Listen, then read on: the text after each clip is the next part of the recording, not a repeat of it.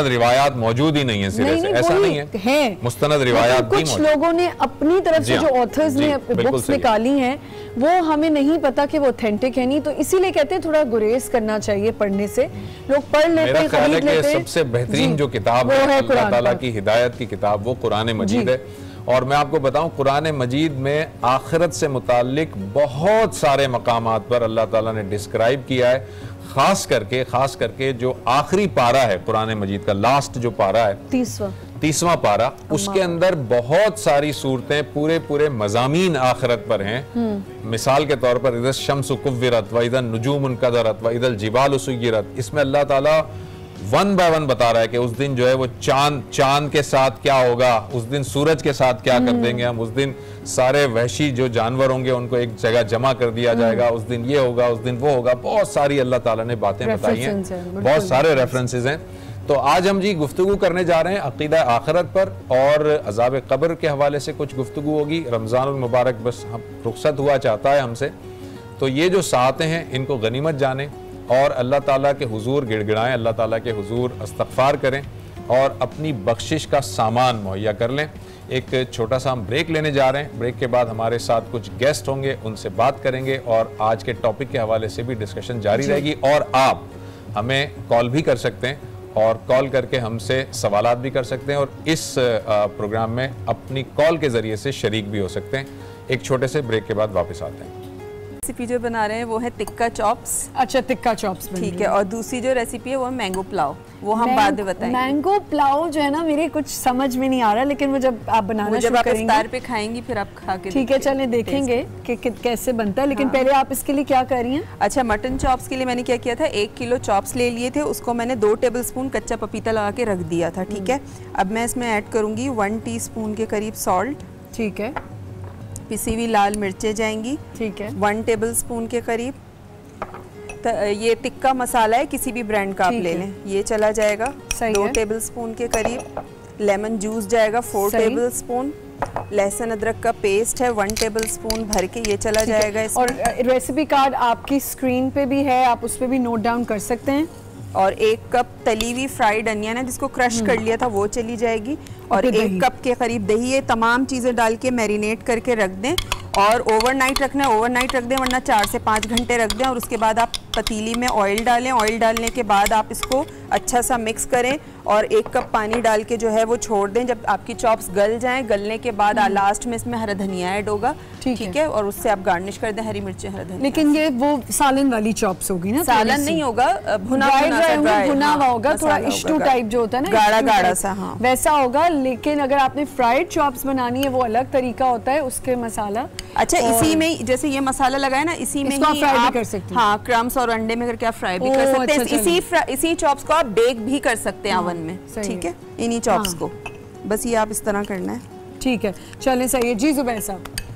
Thank you आमना, बहुत शुक्रिया। नाज़रीन, जैसे कि मैंने आपको बताया कि आज हमारा जो टॉपिक है वो अक़ीदा आखिरत और अज़ाब क़ब्र से मुताल्लिक है। लेकिन आप ये जानते हैं हमारा प्रोग्राम का जो फॉर्मेट है, उस फॉर्मेट का जो पहला हिस्सा है उसमें डिफरेंट किस्म की NGOs होते हैं हमारे साथ, डॉक्टर्स होते हैं, कुछ शोबिज़ के अफराद होते हैं। तो हम एक लाइट डिस्कशन पहले करते हैं और उसके बाद का जो सेगमेंट होता है जिसमें हमारे पास रिलीजियस स्कॉलर्स होते हैं, जिसमें हम अपने उस टॉपिक को कैरी करते हैं। तो आज हमारे पास इस पहले सेगमेंट में जो मेहमान यहाँ पर मौजूद हैं, मैं उनका तारुफ करवा देता हूँ। मेरे साथ सबसे पहले तशरीफ़ रखती हैं मिसेज़ समीना मज़हर साहिबा, जो कि वेलफेयर ऑफिसर हैं खैरुन्निसा आई हॉस्पिटल की। अस्सलाम वालेकुम जी। उनके साथ तशरीफ़ रखते हैं जनाब डॉक्टर मोहम्मद मज़हर आवान साहब, जो कि चीफ मेडिकल ऑफिसर हैं खैरुन्निसा आई हॉस्पिटल के। अस्सलाम वालेकुम डॉक्टर साहब। और उनके साथ यहाँ पर तशरीफ़ रखते हैं, शोबिस से आपका ताल्लुक़ है, मुख्तलिफ़ प्लेज़ में आपने इनको परफॉर्म करते हुए देखा होगा, टीवी ड्रामों में देखा है स्पेशली, और फिर फिल्मों में मंटो के अंदर इन्होंने काम किया। इसके अलावा एक मालिक फ़िल्म थी जिसमें इन्होंने परफॉर्म किया। इसके अलावा सोशल जो वेबसाइट होती हैं, समाजी वेबसाइट्स, उसमें गो टू कमर्शियल अभी इन्होंने किया है रिसेंटली, जिसके 1 करोड़ 20 लाख से ज़्यादा व्यूवर्स जो है या उसके व्यूज़ मौजूद हैं। मेरे साथ तशरीफ रखते हैं जनाब शुजा समी साहब। अस्सलाम वालेकुम जी। सर वालेकुम। कैसे हैं आप? मैं ठीक हूँ, आप लोग कैसे हैं? बिल्कुल, अल्लाह का करम है। और उसके साथ साथ हमारे पास जो है वो अक़ीदा हदिया नात रसूल मकबूल सल्लल्लाहु अलैहि वसल्लम पेश करने के लिए मौजूद हैं हाफिज़ मोहम्मद अली चिश्ती साहब भी। हाफिज़ साहब अस्सलाम वालेकुम। मैं बात का आगाज़ जी आपसे ही कर लेता हूँ कि बल्कि डॉक्टर साहब आपसे करता हूँ ताकि ज़रा हॉस्पिटल का ओवरऑल आइडिया हो जाए। ये जो आई हॉस्पिटल है, खैरुन्निसा आई हॉस्पिटल, पहले तो ज़रा ये बताइएगा कि किस तरह के आई डिज़ीज़ होती हैं नॉर्मली, कैसे आपके जो हमारे आप कराची में ऑपरेट कर रहे हैं इस वक्त, तो कराची में ज़्यादातर जो डिज़ीज़ होती हैं आई डिज़ीज़ वो क्या क्या होती हैं, किस किस तरह की होती हैं और उसकी रेमेडीज़ क्या होती हैं? बेशुमार बीमारियां हैं जो आँखों की बीमारियां, इसमें जब इसकी तरतीब कायम की जाती है इंसिडेंस के हिसाब से कि सबसे ज़्यादा कौन सी बीमारी है जी, और उसके बाद और फिर और शहरों में कौन सी और देहात में कौन सी है, तो आप हैरान होंगे कि सबसे ज़्यादा जो आँखों के मसाइल हैं वो सिर्फ निगाह से मुताल्लिक है, निगाह की कमज़ोरी से मुताल्लिक है। यानी टिपिकली हम उसको बीमारी में रख भी नहीं सकते, हम डिवाइड करते हैं डिफेक्ट्स में और डिजीज़ में। तो जो निगाह की कमज़ोरी के मसाइल हैं वो डिफेक्ट्स हैं, वो डिजीज़ नहीं है। ओके, ठीक है। लेकिन डिजीज़ जो होती हैं फिर उसकी एक पूरी निगाह की कमज़ोरी का मतलब जैसे मैं रीडिंग ग्लासेस लगाता हूँ, रीडिंग ग्लासेस लगाना ये आप कह रहे हैं? जी बिल्कुल। निगाह की कमज़ोरी की आप यूँ समझ लीजिए कि 4 नौइयतें हैं जो जहन में आप रख लीजिए। पहली नौइयत जो बिल्कुल आम है और जो सबसे ज़्यादा है, जिसका आपने जिक्र किया कि एक ख़ास उम्र पर 35-40 साल की उम्र पर पहुँचकर हम सबको नज़दीक की निगाह का मसला हो जाता है। ठीक है, तो हम इसे कहते हैं नज़दीक की निगाह की कमी, नज़दीक की निगाह की कमज़ोरी। इसी तरह से एक सूरत ये होती है कि दूर की निगाह कमज़ोर होती है, नज़दीक में अच्छा नज़र आता है। ठीक है, ये दूसरी नौइयत हो गई। ठीक है। एक तीसरी नौइयत होती है कि जिसमें दोनों के मसाइल होते हैं, ओके, निगाह के दूर के भी और नज़दीक के भी मसाइल होते हैं। और इसके बाद जो है वो दीगर बीमारियां हैं और उसके टेढ़ेपन और इस किस्म की चीज़ें हैं। जो आपने दूर और करीब का बताया, ये कैसे वेरीफाई होगा? जैसे हम लोग मोबाइल देख रहे होते हैं, कभी कभार ब्लर होता है, ठीक है, यहाँ से ब्लर होता है लेकिन यहाँ से ठीक होता है। इसका मतलब वही है ना कि करीब आप नहीं देख पा रहे, दूर जैसे करेंगे तो वो मैंने एक डॉक्टर से भी पूछा था, वो कह रहे हैं यार इतना करीब तो आप कोई भी चीज़ लेकर आओगे तो वो ब्लर होगी, तो वो एक और आंख को अफेक्ट भी करेगी उसकी लाइट। क्योंकि आजकल जो सबसे ज़्यादा प्रॉब्लम आ रही है आंखों के अंदर वो आ रही है मोबाइल की वजह से, क्योंकि मोबाइल जो है 24 घंटे हाथ में होता है और सबके ही होता है। जी बिल्कुल। जी डॉक्टर साहब, इसमें कतन मोबाइल का कोई कसूर नहीं है और न ही टेलीविज़न का कसूर है। आम शिकायत ये भी होती है कि बच्चे टेलीविज़न करीब देखते हैं या बहुत ज़्यादा देखते हैं, इस वजह से डॉक्टर साहब इनकी निगाह कमज़ोर हो गई है। आज़राए करम आप चेक कर लीजिए, हम चेक करते हैं, चश्मे का नंबर दे देते हैं, देखा बच्चे हमने आपको कहा था ना कि टेलीविज़न ज़्यादा ना देखो।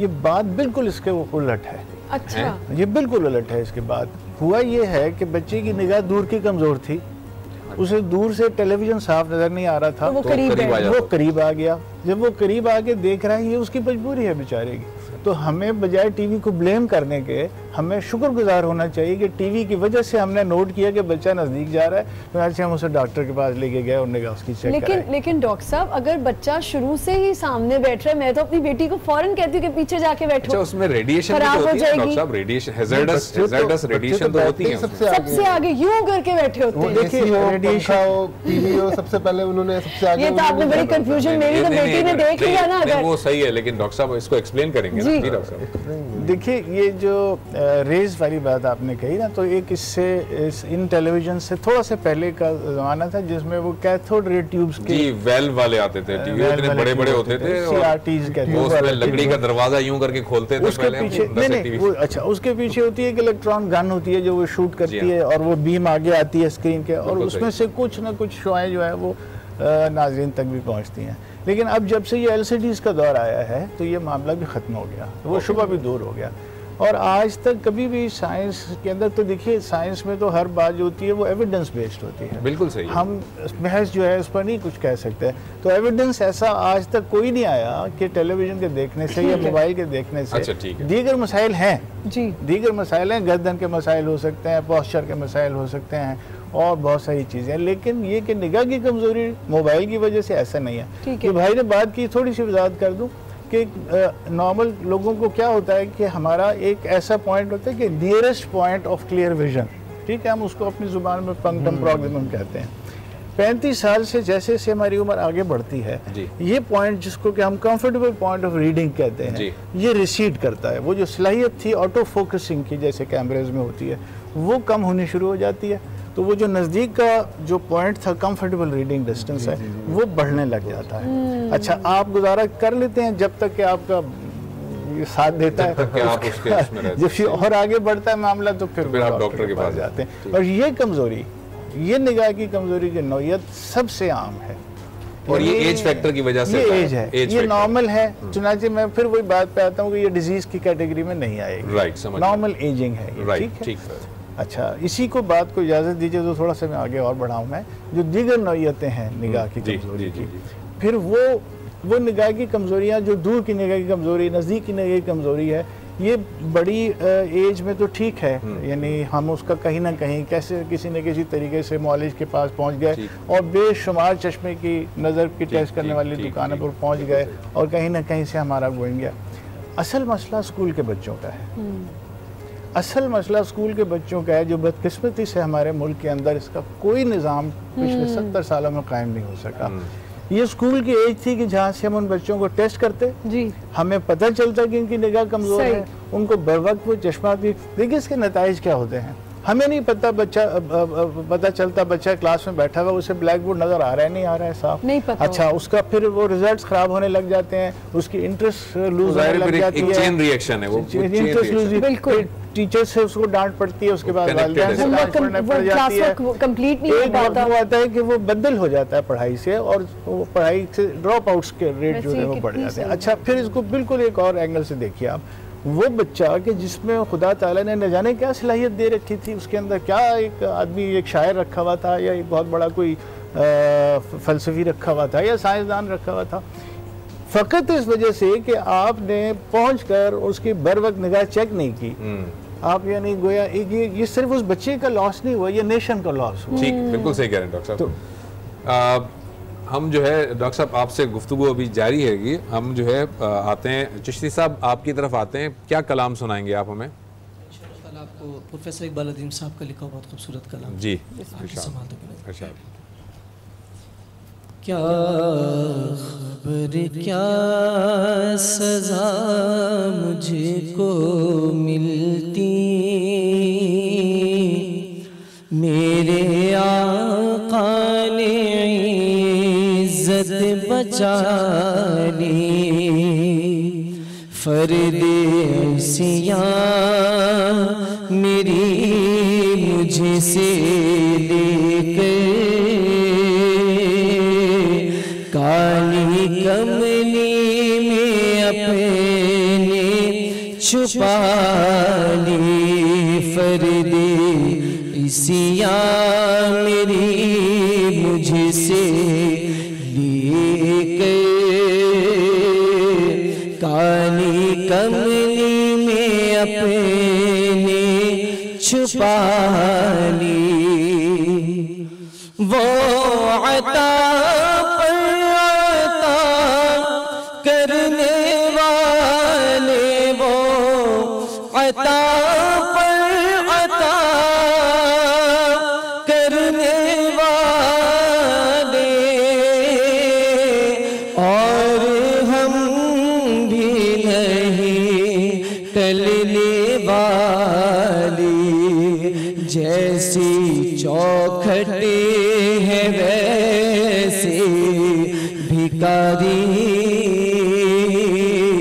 जैसा दाता है वैसे सवाली, जैसी चौखटे हैं वैसे भिखारी,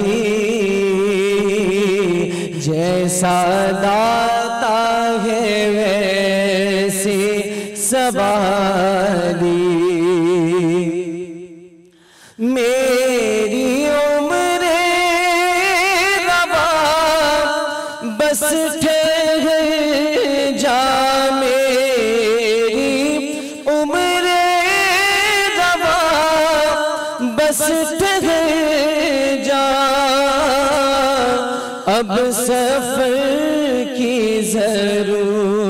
सूरत नहीं है उनकी चौखट पे मेरी जबी है, और हाथों में रोज़े की जाली की चौखट पे मेरी जबी है, और हाथों में रोज़े की जाली। मैं मदीने से क्या आ गया हूँ, मैं मदीने से क्या आ गया हूँ, जिंदगी जैसे बुझ सी गई है, घर के अंदर फज़ा सुनी सुनी, घर के बाहर समा खाली खाली, घर के अंदर फज़ा सुनी सुनी, घर के बाहर। हमारा ईमान में, और यहाँ पे बात हो रही थी आई डिजीज़ेज़ जो होती हैं उस पर हम बात कर रहे थे। स्कूल्स में बहुत ज़्यादा मसला होता है बच्चों को, ये हम बात करेंगे, लेकिन यहाँ पे शुजा मौजूद हैं। और शुजा, आप मुझे पहले तो बताइए कि आपने थिएटर से स्टार्ट किया था या आप डायरेक्टली टीवी पे आ गए? नहीं, मैं डायरेक्टली टीवी पे आया। अच्छा, आपने थिएटर नहीं कभी किया? कभी हुआ कि मैं थिएटर करूँ? कभी भी नहीं? मुझे देखने का शौक है, देखता हूँ मैं। अच्छा, लेकिन किया नहीं तो है। ये एक्टिंग की तरफ कैसे रुझान आया, कैसे एकदम? आई एम श्योर बहुत लोगों ने पहले पूछा होगा, लेकिन मेरे लिए तो ये एक कॉमन सा सवाल है, लेकिन मुझे ऐसा लगता है जी कि मुझे बहुत सारे काम करने थे, वो मैं कुछ नहीं कर सका, तो मैं एक्टर बन गया। दूसरा है कि 3 चीज़ें हैं जिनको मैं फोकस्ड हूँ। वो पहली बात ये कि बचपन से सुनते आ रहे हैं कि मेरिट नहीं चलता। सही। तो मैं इस इंडस्ट्री में मेरिट हूँ, मेरा नाम मेरिट है, लोग मुझे शुजा समी कहते हैं। बहुत अच्छी बात कर रहे हैं। दूसरी बात यह है कि लोग, जितने भी लोग काम कर रहे हैं, वो अगर अपने काम से ईमानदार है ना, तो वो किसी मुकाम पे है, फिर वो किसी मुकाम पर है जी। ठीक है। तीसरी बात ये है कि अगर लोग दूसरों से फ़ोन कराते हैं, बेसिकली हमारे एक फ़ोन का सिस्टम भी है कि मैं अगर इस प्रोग्राम में आना चाहता हूँ तो आपको फ़ोन कराऊँ, आपको फ़ोन कराऊँ। मैंने कभी किसी को फ़ोन नहीं कराया, जिसको फ़ोन किया मैंने खुद किया। बहुत अच्छी बात है। वो चैनल के मालिक हो या स्पॉट बॉय हो, कुछ भी हो, डायरेक्टर हो, प्रोड्यूसर हो, ठीक है। और अल्हम्दुलिल्लाह जितने भी बड़े प्रोडक्शन हाउसेज हैं सबके साथ काम किया। Very good. जितने भी इंटरटेनमेंट चैनल हैं सब पे मेरे ड्रामे चले, सब पे मैंने काम किया। और कोई मेरे ख़ानदान में मामा, दादा, नाना, चाचा, खालू, पुप्पा कोई इस फील्ड में नहीं था, ठीक है। उसके बाद भी इस इंडस्ट्री ने मुझे इज्जत दी जी। अपने बच्चों की तरह। बहुत सारे डायरेक्टर्स हैं जिनके सामने मैं बात भी नहीं कर सकता, उनके सामने खुल के बोल नहीं सकता। हाँ। चूंकि मैं उनको बड़ा भाई मानता हूँ तो वो मुझे छोटा भाई मानते हैं। जब मैं उनका छोटा हूँ तो वो डेफिनेटली वो मुझ पे वॉच रखते हैं, क्या कर रहे हो, कैसे कर रहे हो, हाँ। क्यों कर रहे हो, ये करना है, ये नहीं करना है, ये नहीं करना है। मकसद मुझ पे ऐसे जैसे खानदान के बड़े बुजुर्ग होते हैं ना, उस पे पाबंदियां आयद होती हैं। ऐसी इंडस्ट्री में कौन से कैरेक्टर्स ज्यादा आप समझते हैं कि आप बेहतर करते हैं, या आपका रुझान उन कैरेक्टर्स? मैं आपको इस हवाले से एक बात बताता हूँ, मैं एक्टिंग को काम समझ के करता हूँ, और काम कोई भी हो। नहीं, मतलब ज्यादातर आपने नेगेटिव रोल किए हैं, पॉजिटिव रोल किए हैं, कैसे रोल किए? मेरा जो अपना यहाँ से चला था, प्ले से जो चला था, वो तो मेरा बहुत ही ज्यादा एक्सट्रीमली पॉजिटिव कैरेक्टर था। अच्छा। हाँ, तो बेबी की कहानी उसका प्ले का नाम था। उसमें मैं एक बहुत ही जेंटलमैन होता हूँ। सही। और एक बहुत मालिक में नेगेटिव रोल था, मालिक मूवी में।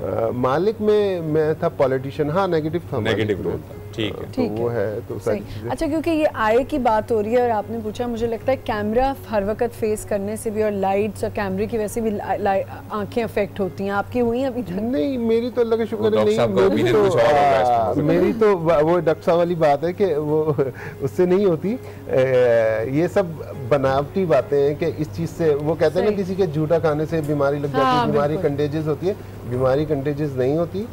शिफा कंटेजियस होती है कि आपका किसी के साथ खाने से आपकी बीमारी खत्म तो हो जाती है लेकिन लगती नहीं है। बिल्कुल सही, बिल्कुल। डॉक्टर साहब, ये जो मैंने अभी बात की कि ये कैमरा बहुत ज़्यादा, आपके कैमरे की जो एक लेंस होती है उसको देख देख के यहाँ आपने बात करनी है, कुछ करना है, कैसे इफेक्ट है? क्योंकि मैं अभी शोज़ तो काफ़ी अरसे से कर रही हूँ, लेकिन एक्टिंग में अब आई हूँ तो वहाँ पे सबने चश्मे लगाए होते कि जी हम बड़े अरसे से एक्टिंग कर रहे हैं, तुम्हारी आंखें ख़राब हो रही हैं।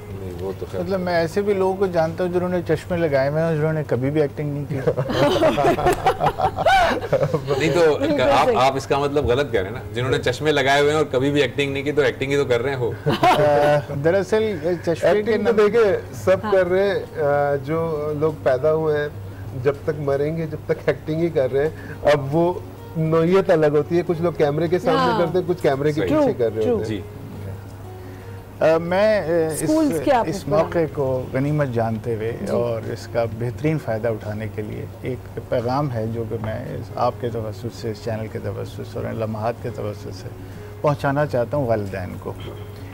वो वालिदैन के लिए मेरा पैगाम ये है कि अपने बच्चों की निगाह को टेस्ट करवाएं। जी बिल्कुल, ये टेस्ट करवाए बगैर नहीं पता चलता। खैरुन्निसा हॉस्पिटल ने बाकायदा प्रोग्राम शुरू किया है कि हम अपने अस्पताल की हदूद से बाहर निकल के और स्कूलों में जाना शुरू कर रहे हैं।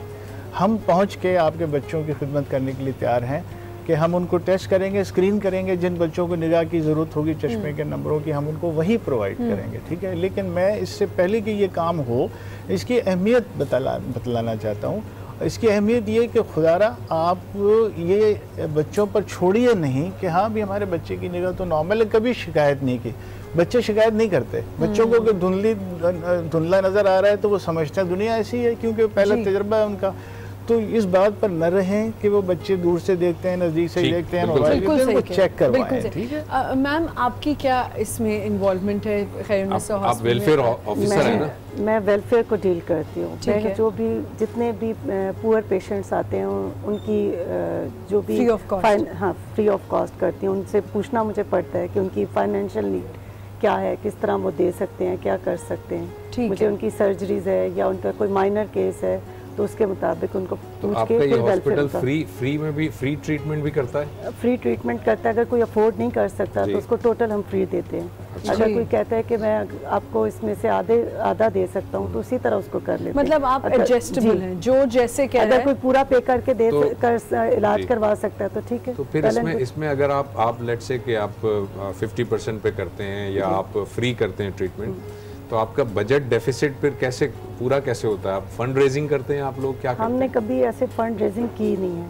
हमें जो मेन जो हमारे जो हमें करते हैं KNN फाउंडेशन वाले सपोर्ट करते हैं। अच्छा जी, वो आपके मेन डोनर हैं? जी हाँ, वो है। Okay KNN foundation. लेकिन इस तरह फंड रेजिंग नहीं होती। लेकिन फिर कोई अगर कभी हमने कोई बैनर्स नहीं लगाए, कोई बैनर्स नहीं लगाए, कहीं कुछ ऐसे एड्स नहीं, कोई पब्लिसिटी नहीं है, थ्रू वर्ड माउथ है। अगर कोई आना चाहता है तो आ सकता है। और जो नहीं पे करते फिर उसका फिर आप लोग खुद ही ज़कात से दे देते हैं, डोनेशन दे देते हैं। नॉन मुस्लिम है तो उनको डोनेशन में कर देते हैं। सही, इस तरह कर। ठीक है। किसी को हम ये नहीं कहते कि आपका इलाज हम नहीं कर सकते, आप चले जाएं, आपके पास पैसा नहीं। There's no कोई नो है नहीं आप लोगों के पास। हर किसी को एडजस्ट कर सकते हैं कन्वीनियंटली, जिसके लिए जो बेहतर है वो कर ले, विच इज़ वेरी गुड। अगर कोई पे करना चाहता है तो वो भी बहुत अच्छी बात है कि वो पे करके कर रहा है, और जो नहीं करना चाहता वो नहीं, जो करना चाहता तो नहीं होना चाहिए, जो नहीं कर सकते उनके लिए भी बहुत अच्छी फैसिलिटी है। आप आके फैसिलिटेट हो सकते हैं। डॉक्टर साहब ये बताइएगा कि आप जो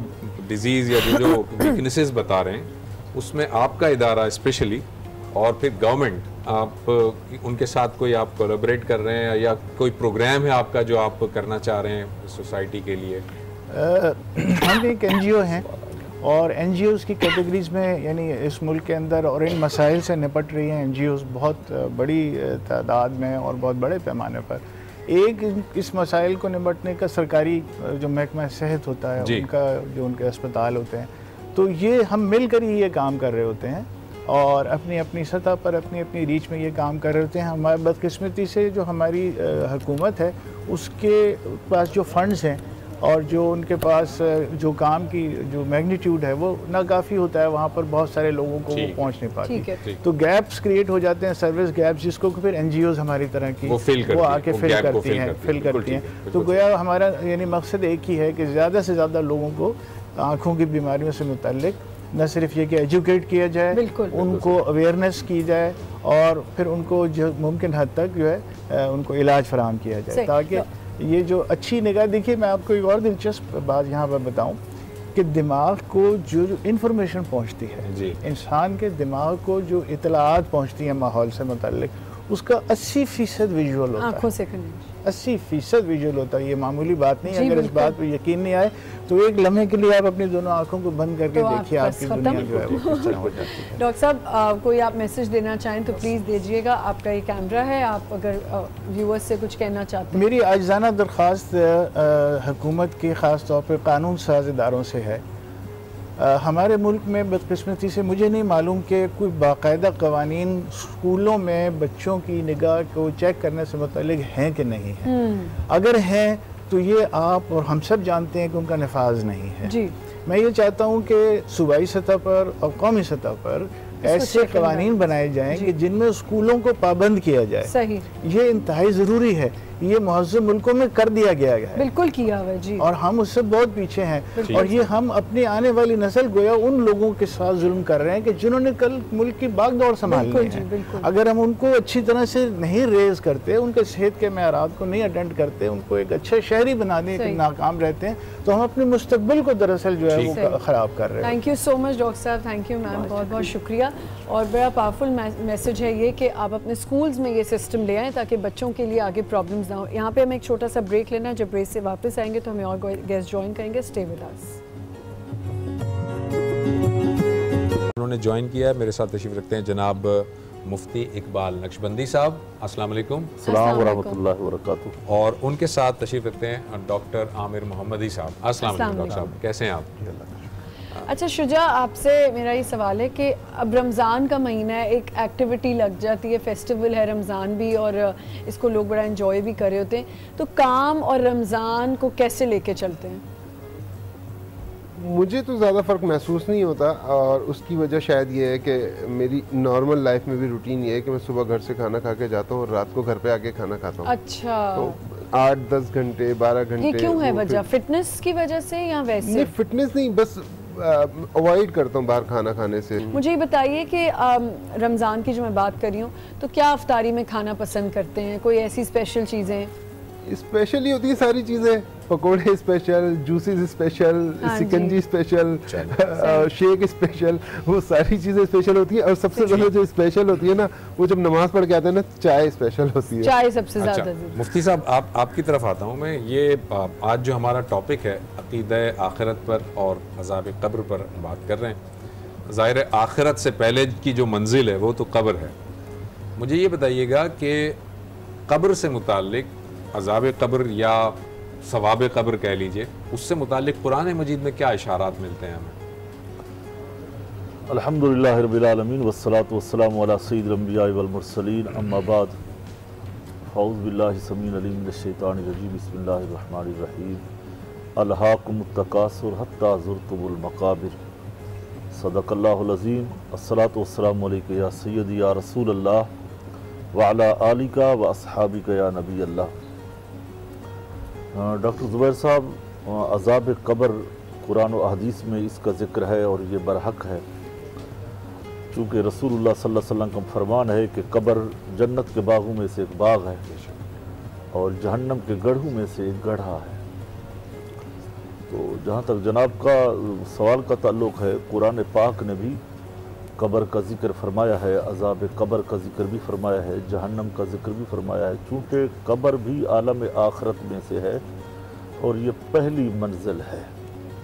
क्योंकि एक हदीस है मिशकात शरीफ के अंदर कि हज़रत उस्मान गनी रज़ी अल्लाह ताला अन्हु बहुत गिरिया फरमाते थे और रोते थे कब्र को देख के, हालांकि वो जन्नती हैं, अशरा मुबशरा में से हैं। रसूलुल्लाह सल्लल्लाहु अलैहि वसल्लम ने उनको जन्नत की बिशारत दी हुई है। बिल्कुल ठीक है। और वो कब्र को देख के तो वो गिरिया फरमाते हैं, हालांकि ख़ुद आप जहन्नम का जिक्र भी करते हैं, लोगों को वाज़ और नसीहत भी करते हैं, वहाँ नहीं रोते मगर कब्र को देख के रोते हैं। पूछा गया अमीरुल मोमिनीन इसमें राज क्या है? फरमाया कि कब्र आखिरत की मंजिलों में से पहली मंजिल है। अगर यहाँ हम कामयाब हो गए तो आगे की मंजिलें भी हमारे लिए आसान हो जाती हैं। तो इसलिए जब हम अज़ाब क़ब्र के ऊपर यकीन रखते हैं, अक़ीदा आखरत को मानते हैं कि आखरत है, आलम बरज़ख है, जज़ा और सज़ा का मामला है, अल्लाह रोज़ जज़ा का मालिक है, मालिक यौमुद्दीन, तो फिर वो अज़ाब क़ब्र पे भी यकीन हो जाता है और मामला यकीन हो जाता है। डॉक्टर साहब ये बताइएगा कि कुरान मजीद यानी अज़ाब क़ब्र जो है उसके बाद आखिरत की जो हशर का मैदान होगा, तो क्या अज़ाब क़ब्र की जो सख्तियाँ होंगी या जो आसाइशें होंगी वो भुला दी जाएंगी? क्योंकि कुरान मजीद में एक जगह एक इशारा मिलता है कि जब हशर का मैदान होगा, लोगों को बुलाया जाएगा, उठाया जाएगा, तो कुछ लोग कहेंगे कि हमें नींद से किसने जगा दिया, हम हमारी ख्वाबगाहों से, हमारी ख्वाबगाहों से हम शायद आधा दिन सोए या एक दिन। इसका मतलब वो कब्र में थे, उनको कब्र का कुछ भी याद नहीं रहेगा, वो मिटा दिया जाएगा। तो ऐसा आम लोगों के जहनों में गुमान होता है कि शायद कब्र में अजाब होता ही नहीं है। हालांकि कब्र का अजाब, कब्र फ़िरौन को तो कब्र नहीं मिली, फिर बाद लोग ये भी कहते हैं ये ख़ास फ़िरौन के साथ मामला हो रहा है, लेकिन यहाँ तो मामला यह है कि अभी कब्र मिली भी नहीं, अभी जान निकाली जा रही है और अजाब शुरू हो गया। फरिश्ते मारते हैं और कहते हैं अखरिजू अनफुसकुम, जी बिल्कुल, अपनी जानों को निकालो, और उनकी पीठों पर और चेहरों पर मारते हैं।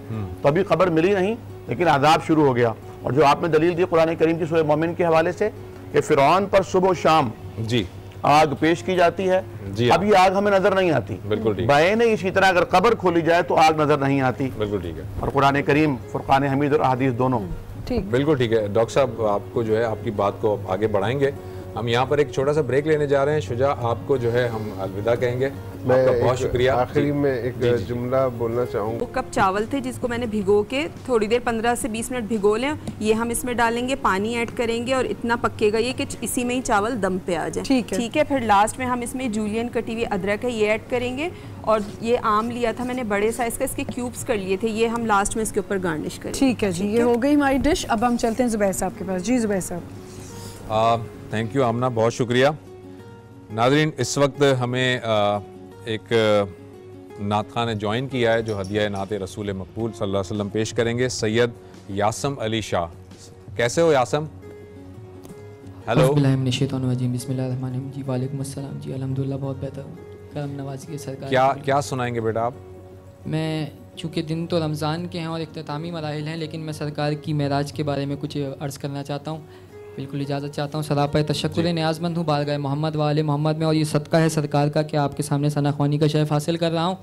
चार मिसरे के मिजाज किबरियाई का हंसी मकतूब आया है, मिजाज किबरियाई का हंसी मकतूब आया है, बड़े दिन बाद फ़ख्र यूसुफ़ व याकूब आया है, बड़े दिन बाद फ़ख्र यूसुफ़ व याकूब आया है।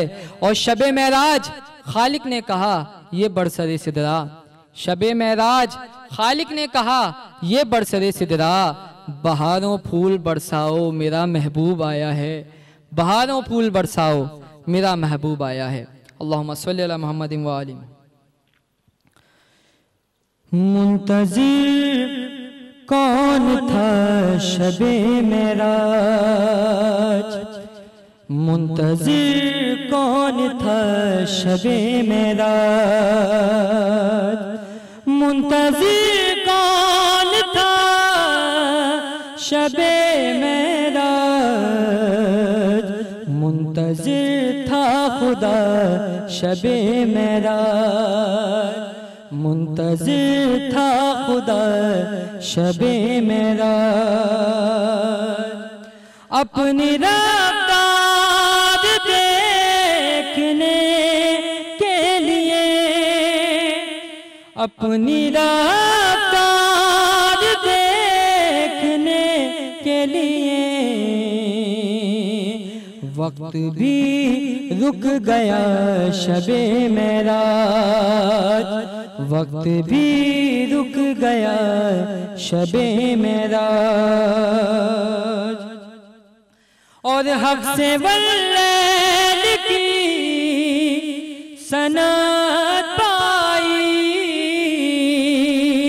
हक से वल्लैल की सनत पाई,